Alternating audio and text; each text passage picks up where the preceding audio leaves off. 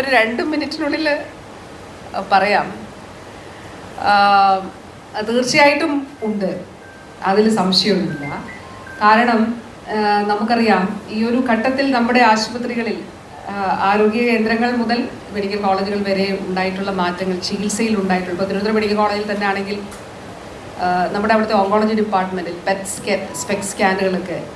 അപ്പോൾ കഴിഞ്ഞ ദിവസം നമ്മുടെ മുൻ ആരോഗ്യ വകുപ്പ് മന്ത്രി ബഹുമാനായിട്ടുള്ള സുധീരൻ സാർ അദ്ദേഹം പറയുകയായിരുന്നു, അന്ന് ഒരു റേഡിയോളജി ഡിപ്പാർട്ട്മെൻറ്റ് അല്ലെങ്കിൽ ഈ രീതിയിലൊരു സ്കാനൊക്കെ തുടങ്ങണം എന്ന് പറയുമ്പോൾ വലിയ വിമുഖത ഉണ്ടായിരുന്നൊരു ഘട്ടമായിരുന്നു.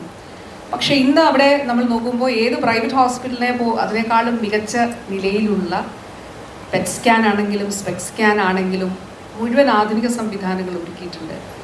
പക്ഷേ ഇപ്പോൾ എൻ്റെ കയ്യിൽ 600 എനിക്ക് ആരോഗ്യമന്ത്രി എന്നുള്ള നിലയിൽ ഓൺലൈനായിട്ട് മെയിലിലൂടെയൊക്കെ വന്നിട്ടുള്ളത് 600 പരാതികൾ സ്വകാര്യ മേഖലയെ സംബന്ധിച്ചിട്ടുണ്ട്. അത് നമ്മൾ അന്വേഷണത്തിന് കൊടുക്കും.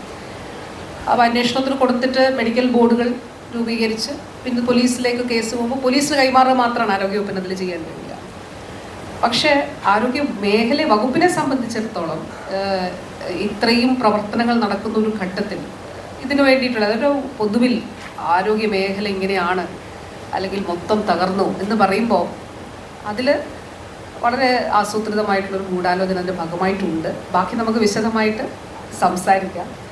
അതിൽ ഒട്ടേറെ ഉദാഹരണങ്ങൾ തന്നെ ചൂണ്ടിക്കാട്ടി പറയാൻ കഴിയും. നമുക്കത് സംസാരിക്കാം.